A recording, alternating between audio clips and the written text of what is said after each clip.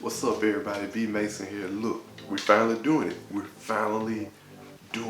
We're doing a restoration video, y'all. I know y'all been asking me.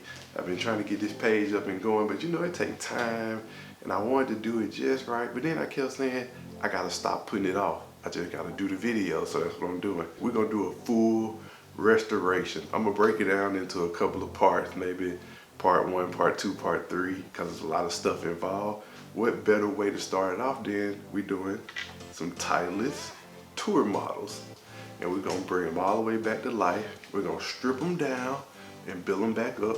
I'm gonna do the whole triple chrome plating. So I'm gonna do the copper layer, I'm gonna do the nickel, and then I'm gonna do the chrome layer on top of that. So we're gonna do a full restoration where we break these down to the bare metal and bring them back up. But in part 1, I'm gonna show you the prep that I do to get these babies done. And I'm gonna bring them back to like a classic style, you know what I'm saying? Like we're gonna have like 20 degrees on the 2 iron and like 49 degrees on the pitching wedge. It's just gonna be all classic. It should be fun. Y'all stay tuned. I'm gonna try to make these videos as interesting as possible, but still give y'all a lot of information at the same time. Because when I started doing this, I couldn't really go nowhere and just find out information on how to restore golf clubs. A lot of my stuff was like hands-on and just figuring it out. But it's all about part 1 right now. And that's breaking these things down, clean them up, prepping them to get ready to go and get stripped. I'm not gonna do the stripping myself. I have relationships with other people who can get it done for me. I'm gonna actually get these reverse plated. So basically everything that's on here, there's probably some chrome on here. It might be some copper under here too. I'm not sure. One thing I do know is they beautiful, and anybody who know me know I love those thin top lines. So you see that right there, you see that, I love those thin top lines. So these gonna fall right in with my game. I like to shake the ball. And if you're gonna do that, you need some blades. Do me a favor, man, y'all hit the subscribe button, hit the little bell, wherever it's at. You know I'm new to this, so that bell is on one of these sides. Hit the bell, hit the subscribe button if you wanna catch part 2, part 3, so I can take you all the way from the beginning to the end of this process. Y'all gotta hit those buttons, man, and stay tuned. I'm gonna be putting out a lot of content. It's gonna be a lot of club restoration, a lot of club building. I'm gonna teach y'all some of the things that I learned along the way. I'm even talking about stuff that might not even have nothing to do with building or restoring. It might be some golf tips, some things I learned along the way. It could be a whole host of things. So I just want y'all to rock with me. Hit the button, the subscribe, the like button. We're gonna do this. Let's get into it. So I'm gonna give you a couple of items that you're gonna need to get this party started. We in the lab. First thing we gotta do, we gotta get these heads off. They on these shafts. They probably been on here a long time. It's 2020 now. I couldn't figure out if these 1991 or 1985. That's the year that I'm stuck in between. And this is the Titleist tour model with the tour model right up under the Titleist. So I think that's 1985. Nevertheless, that means these have been on here a very long time. And as you can see right here, they got all this surface rust and stuff. So to properly prep these, we gotta get them off of there. So I got 2 options. Number 1, first and foremost, I got my shaft extractor. Hopefully I won't have to use this, because since this is steel, with steel, normally you can just heat this steel up. You can just heat it up around the hosel and just twist it right off. But sometimes it be on here so good that you gotta use other means. I got 2 things that I use. I use a mini propane torch. You can get these at Home Depot, Harbor Freight, where the other place at? You can get these a bunch of places, Amazon. You can get these wherever. But I use this mini propane torch, and this normally get the job done. But if I'm still having a problem loosening that epoxy up, then I had to go to the next step, which is my big torch. Still propane, but this get the job really done. And then if I need to take it one step further and I still can't get the epoxy to break, the mapping gas. So, you know, whatever you do, be safe. But these are the things that I use to get the job done. So hopefully I won't have to use these 2. That could be a thumbnail.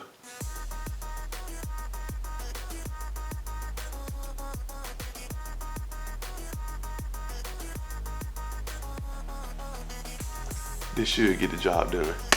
So first thing first, let me put on my apron.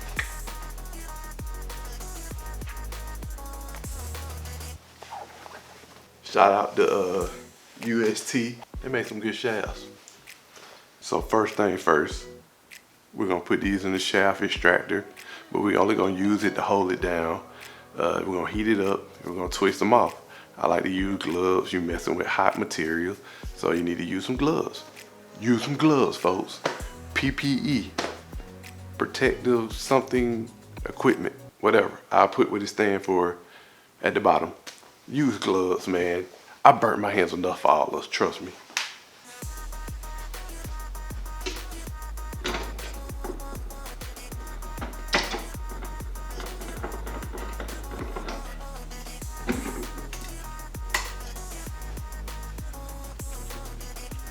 Gloves. Gloves, folks.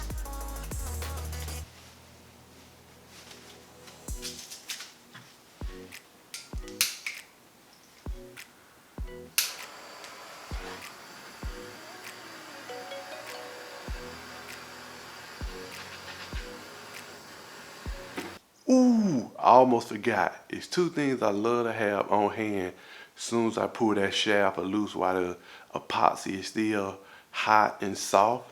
I like to have this. This little gun with steel on it, a steel wool that cleaned out the hosel, and I like to have this because it's just it's called a Look it up, Anyway, it's called a but I use this to clean the other epoxy that's stuck in the hosel out. Tools. I'm giving y'all I told y'all, I'm here for y'all. You want the tools, the secrets, all that BS? I'm showing you what I use. Here you go. Use it. I just like to work this. Just back and forth, back and forth. I never hold it in one place. I just work it all over the hosel. Just back and forth, back and forth, back and forth. I've been doing this so long that I can smell the epoxy when it breaks. But if you're just starting out or whatever, or you're just looking for a new technique or whatever, for whatever reason you're watching this video, work the heat back and forth, back and forth. If you don't have a shaft extractor, you don't need one. You can heat this up and you can hold the shaft in one hand and twist the head off in the other hand.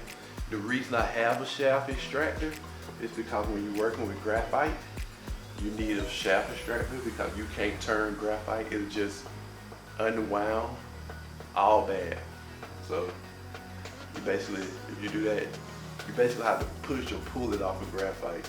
If not, you just destroy your shaft. And a lot of graphite shafts are very expensive. So I smell it. That should be good. There we go.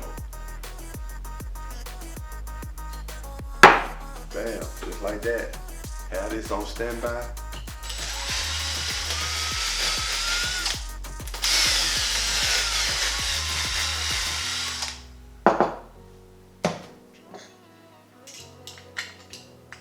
I also like to have me a little compressed air. Also, you can use canned air.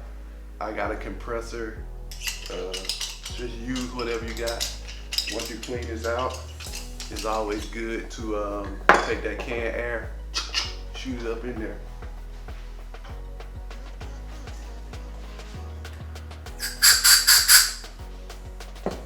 Then I take a flashlight. And I look down in here to make sure it's clean. Nothing in here. I'll do this to all the rest of the heads and then I'll move on to the next step.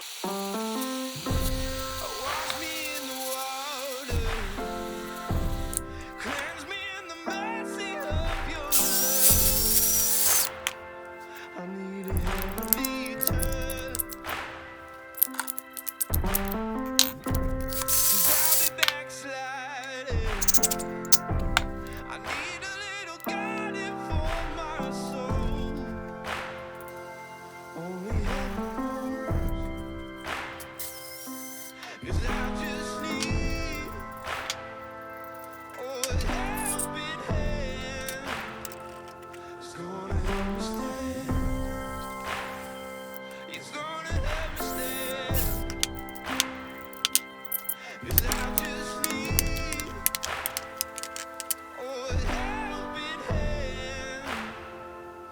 all the heads are off. Now we're gonna go to the next step. I got a little secret concoction, totally awesome. You can get this stuff by the gallon from the dollar store. And this stuff cleans everything. And when I say everything, even golf clubs. So what I do is I take the awesome, I put it in my ultrasonic cleaner, and I run it about 5-6 times in the ultrasonic cleaner. I just drop the heads in there. It lifts up all that dirt and grime and just all that nasty stuff that's been on the clubs for years and years and years from not being taken care of. It lifts all that dirt up.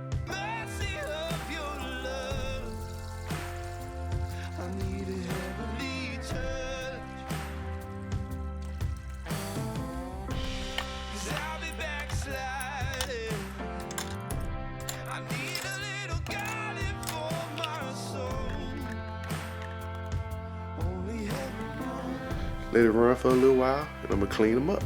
So I use the navel jelly with a steel wool or a Brillo pad or some kind of steel wool, and I wipe off any of the rust that doesn't come off in the ultrasonic cleaner. It looked like somebody had some weight on them, lead tape, and it's got sticky stuff on it. So what I'm gonna do is I'm gonna take the Goo Gone and get all of that sticky stuff off before I send them to my guy who's gonna do the reverse electroplating on them.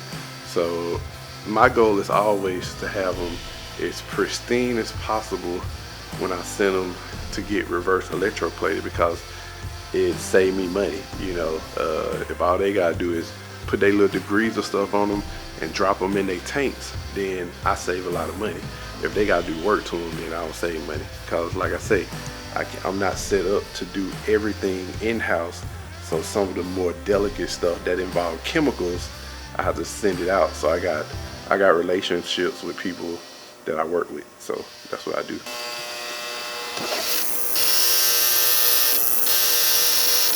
A lot of times when I'm waiting on my ultrasonic cleaner to do what it do, I might just sit up and hit 100 chip shots. Just back to back to back, just hit chip shot after chip shot after chip shot. Because I got downtime, because I can't work, because it's doing what it needs to do. So I just hit chip shots all day, work on my game, chip shot, chip shot, chip shot, you know? So yeah, I'm building clubs and working on my game at the same time.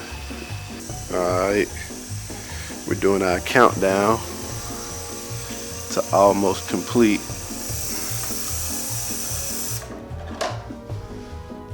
That is a mess, but that looks good.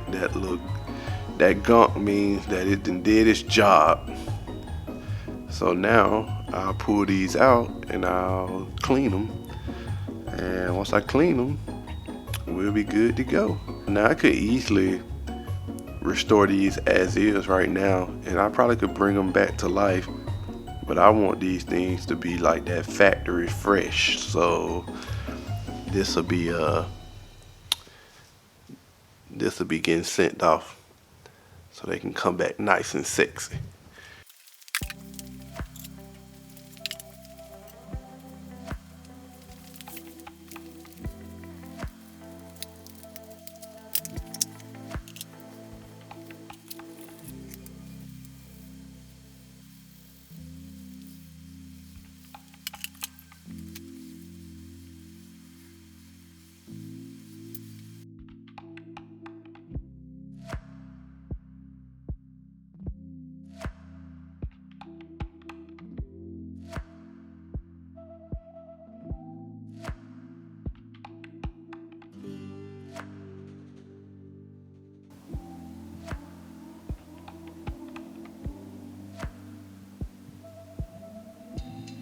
Alright everybody, so I'm done with the cleaning part. There's one thing left to do before I actually send them off to get stripped. I have to weigh each one of them. For me, it's very important for me to weigh at multiple steps throughout the process of restoring, because I got a number in my head that I don't want to go over on each club. So I got a tolerance that makes me feel comfortable. I call it achievable weight. To me, that's the weight that I can put back into the head if I need to. Now, if I take too much off, or by chance I lose too much weight in the process, it's very compromising and it kind of messes up the integrity of the club in a way for me. Not for everybody, for me, because I like to be able to put the weight back that I take out through the restoration process. Because you still want to go out and play with these clubs. They ain't just for show. These are tools, not jewels. And that's going to be it for part one. Man, y'all please share, like, subscribe. If y'all want me to keep making more videos like this, hey, comment. I respond to comments. Comment down low. You like, what you like, what you don't like. Do I talk too much? Show more of this. This is a collaboration. I want y'all to be able to get something out of this. I don't want to just be doing it just to be doing it. Like, I want some people out there to be like, hey, I probably can make my own clubs too. Or, hey, this cool. Never knew that much went into I never knew that much went into making clubs. So yeah, let's talk on here. Let's go back and forth. I'm self-taught. Well, I am self-taught, but I done built a lot of clubs now, but I'm self-taught. So if you see me doing something wrong, be like, hey B, I think you should do it this way, or try this out. Like I say, this collaboration. Y'all stay tuned. It's late. My voice getting heavy because it's late. Because I work all day and then I come downstairs and do this at night. So yeah, y'all stay tuned. B Mason, built by B Mason. I'm out.